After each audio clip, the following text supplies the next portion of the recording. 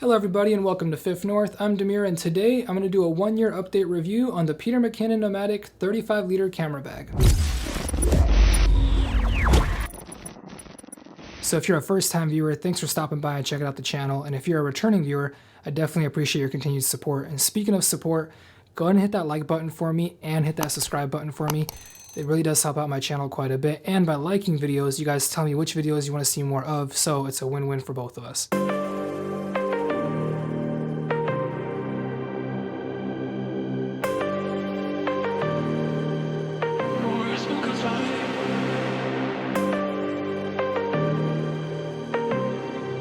I've owned the Peter McKinnon Nomatic 35 liter camera bag for about a year now, and I do want to cover with you 5 things that I love about this bag, and then 5 things that I don't really love all that much.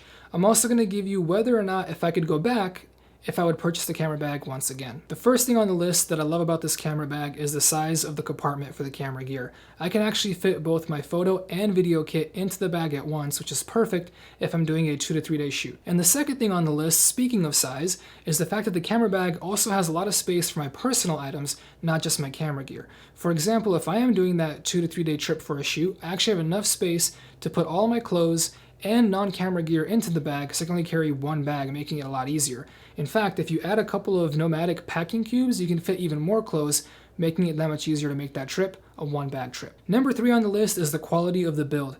Having had it for a year now and used it quite a bit, I don't see any damage to the bag. In fact, it looks almost like it did the day that I got it. There are no fraying strings, there's no rips, no tears. It is in fantastic shape. Number 4 on the list is going to be the fact that Nomatic actually made accessories specifically for this bag. They're made to fit perfectly in each pocket, and they give you quite a lot of options. I actually personally own the accessory cube, the battery case, the memory card case, and the filter case. To me, that is how every camera bag should be. They should offer accessories that fit specifically for the compartments in the bag. And number 5 might sound kind of silly, but I just like the way the bag looks. If I'm going to go out and spend a ton of money on a bag, if it's a bag that I'm going to carry on my back all the time, I want it to look good. In this case, I think this bag looks really good, and I'm really happy with it. Alright, so 5 things that I don't like about this bag. The first one being is that it's really, really heavy. I mean, seriously, even when it's empty, it's heavier than most camera bags out there by 2-fold. In comparison to my Manfrotto ProLite, it's actually 2 times heavier empty, so once you actually start adding in the gear, it becomes quite heavy and quite difficult to carry around for a long period of time. Number 2, let's talk about the elephant in the room. This camera bag is $400. I'm sorry, Peter, I love you, I love your work. Nomatic, you guys do a great job, but $400 for a camera bag is kind of crazy because there's so many good camera bags out there in the $200 to $300 price range. For $400, it's a bit much. And number 3, speaking of price, if I am going to pay $400, I do think that a lot more dividers should be included. I actually had to buy 2 separate extra divider sets just to get the camera bag laid out the way I wanted it to. I would actually think for $400, extra dividers and possibly even the accessory cases should have been included. Number 4 on the list of things that I don't like about this bag is going to be the side opening. Quite frankly, it's completely useless. It's the wrong size, the wrong shape, and makes it very difficult to actually get your camera out of the bag. There's even a Velcro strip in the way if you have one of the dividers set up, so really it doesn't function. So for me personally, I'd rather have a bag that has 2 side pockets that can hold a tripod or a water bottle than to have a side opening that I never use. And apparently Nomatic and Peter McKinnon agreed with me because their next bag doesn't actually have a side opening. Go figure. All right, and number 5 on the list, and this for me, you might say it's nitpicky, but if I'm gonna pay $400 for a backpack, and if it's gonna look that good on the outside, why is the interior so ugly? I mean, was there not any other color that could have been picked for the interior? It's like a puke brown, for crying out loud. My Manfrotto ProLite backpack has a beautiful red. Every other bag I've owned before that has been a nice clean gray or a nice clean black.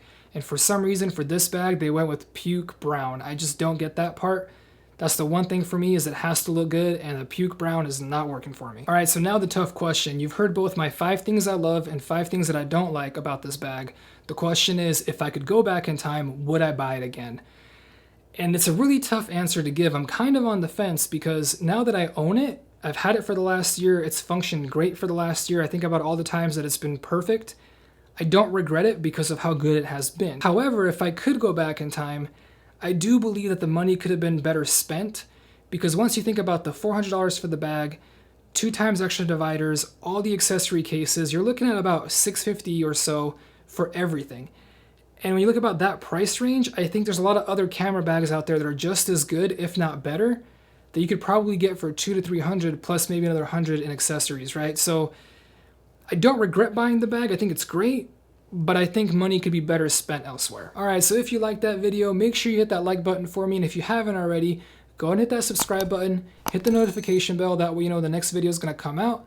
With that being said, I hope you have a great night. Thank you for watching, and I'll catch you in the next video. Peace.